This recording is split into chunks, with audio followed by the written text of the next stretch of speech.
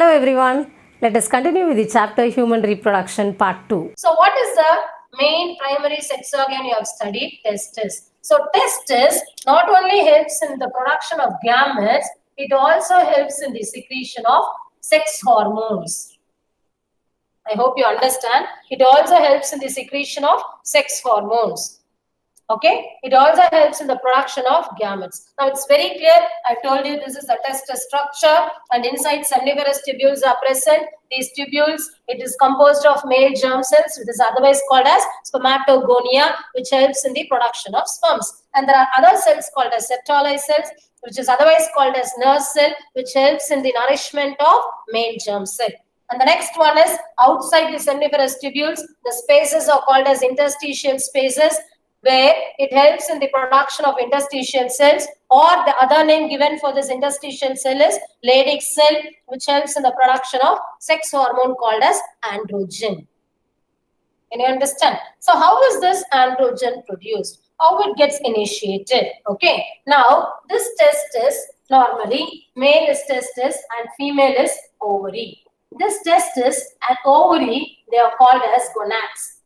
What are they called as? Gonads. Okay, here with the name of this gonads, you would have learned, I hope you remember, you would have learned in 11th standard about pituitary gland. Do you remember? Which is present at the base of the brain. This pituitary gland, it consists of two, anterior pituitary and posterior pituitary. Can you recall? Yes. Anterior pituitary helps in producing sex hormones. I hope you remember growth hormone, thyroid stimulating hormone, okay, gonadotropic hormone, follicle stimulating hormone, many hormones are there. So you would have learned about a hormone called as gonadotropic hormones. So what is that? That gonadotropic hormone, which is produced by the pituitary gland, stimulates the gonads. It initiates the gonads. What are the gonads here? Testis and ovary. So gonadotropic hormone produced by pituitary. What are the gonadotropic hormones? That is nothing but FSH and LH. What is FSH? Follicle stimulating hormone. Okay. What is L? Luteinizing hormone. So what does it do? These hormones, okay, or luteotropic hormone, both are correct. These hormones helps in stimulating the testis and the ovary, that are nothing but gonads, which helps in producing the sex hormone called as androgen. Can you understand? Okay, how it gets initiated? Okay, so this is the main thing what you have to remember here, right? Okay, now when you come back here, this portion, you have all these seminiferous tubules, everything, and this portion, right, it's connected to the rete testis. You have a structure. Cuboidal epithelial cells will be present here. Okay. Okay. This portion is called as rete testis. What is rete testis? I told you these are nothing but ducts. What are they? Ducts. So one is rete testis. Okay. And this rete testis, it is connected with the structures. They are nothing but, they are called as vasa efferentia. Vasa efferentia.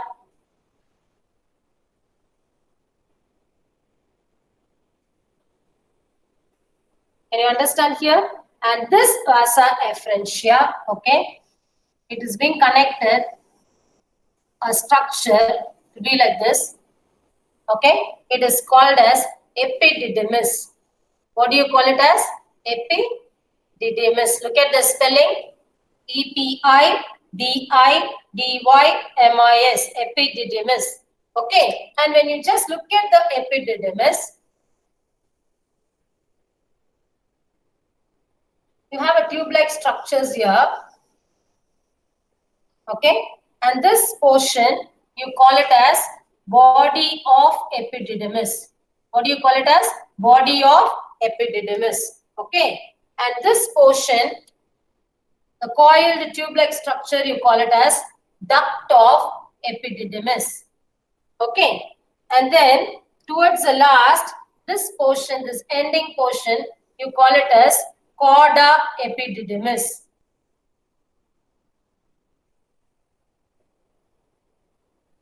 Okay. I've told you what are the ducts. First one is the retitestis. Second one is vasa efferentia. Third one is epididymis. Fourth one will be vas deferens. Where is that vas deferens? Here towards the chorda epididymis, it has a tube-like structure. You call that to be vas deferens. What is this called as? Vas deferens.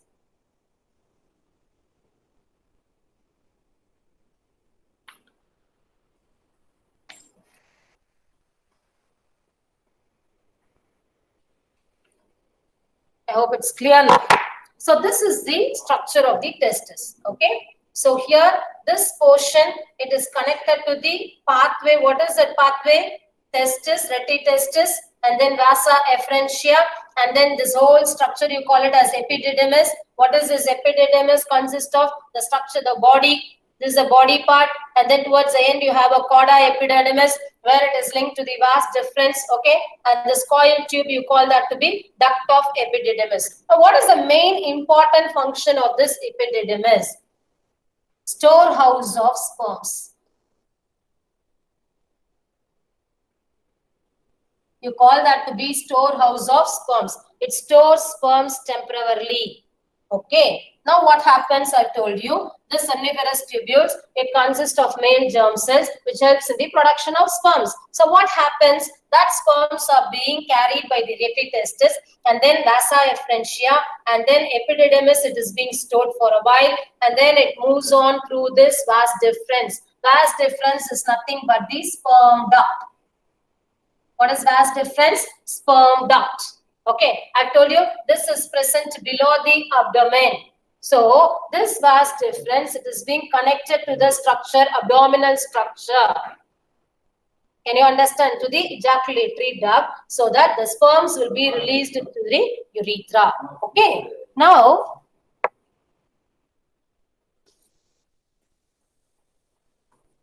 we'll be learning about the glands. What are those glands? Seminal vesicles. So here it will be connected. Okay, this vas deferens will be connected like this here. Okay, and then this part of it you'll have urinary bladder.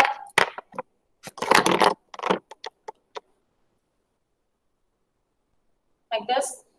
Okay, and here you will have the ducts and the opening. Okay, so this part of it, you have a structure called as seminal vesicles.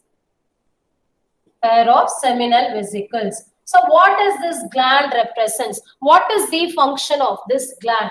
It helps in production of seminal plasma.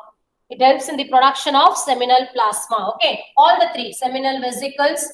The next one is prostate glands. Okay, and then next one is bulbourethral glands. I told you.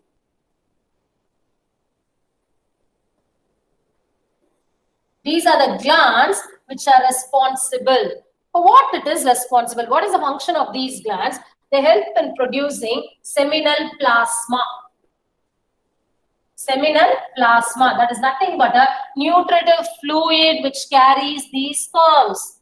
Can you understand? The sperms move through the vas deferens, okay, and then reaches the ejaculatory duct. Okay, that is nothing but the urethra. So when it comes to the urethra, it comes along with the seminary fluid. Okay, so this is the urinary bladder, and then along with this you have this glands, all those glands, everything. Okay, that is nothing but the seminal vesicle, prostate glands, bulbourethral glands. You can just refer your picture what is given in your textbook also. Okay, right? So this is nothing but the seminal plasma. So what does this seminal plasma consist of? It consists of fructose. It is a nutritive solution. Can you understand? Okay, it consists of fructose and then even other enzymes are present. Even citric acid. Okay, all those things. For what? It supplies nutrition, and then it allows the sperm to move. The sperm can be only inside the semen. That is nothing but the seminal plasma. Now, where is this, what is this seminal vesicle present? It is present beside the urinary bladder. Where it is present? It is present beside the urinary bladder. Then where is this prostate gland present? It is present at the base of the urinary bladder. It is present at the base of the urinary bladder. Okay. Now, what is the function of this prostate gland? It provides alkaline nature for the seminal plasma. You would have studied about the pH, right? If it is 7, below 7, it is acidic. Above 7, it is alkaline. Yes. So what happens? It provides alkaline nature. So what is the pH of the semen is 7.2 to 7.5. Okay. So here, when you just look at it, the prostate gland provides alkaline nature for this semen. So why? What is the reason? When the pH becomes alkaline, the sperms become active. Sperms are very active. Sperms are very active because of the alkaline pH, nature of the pH. Okay. Then also, it even protects, it is being protected by the adverse effects of the urine. Okay. So what happens? The urinary bladder stores urine. The urine also comes along with the urethra. The sperms also comes along with the urethra. So what is urethra? It is nothing but which provides, it is a common passage. You would have learned at 10th standard. Common passage for both urine and sperms. Can you understand? Common passage for both urine and sperms. So from the urinary bladder, the urine is being released out through the ejaculatory duct. Okay, and then comes out through the penis, whereas here sperms are also released through the vas deferens, and along with this content, nutrient solution, what is being produced by these glands, it comes along with that. Okay, so the alkaline nature of the pH, it helps in protecting whatever the adverse effects that is being provided by the urine. This will be able to overcome from the adverse effects. Can you understand? Okay, that is the nature of this alkaline, and also sperms become active only when the pH becomes alkaline. Okay. Now next is, what is this bulbourethral glands? It also helps in supporting. What does it support? It helps in supporting nutrition, what is being secreted by the seminal vesicle and the prostate gland, and also helps in producing what hormones also along with the Leydig cells, right? Okay, this is the main function of this glands. I hope you have understood. Okay, so what is the function of this semen? It provides, or it is a nutritive fluid, okay, which allows the sperms to be active.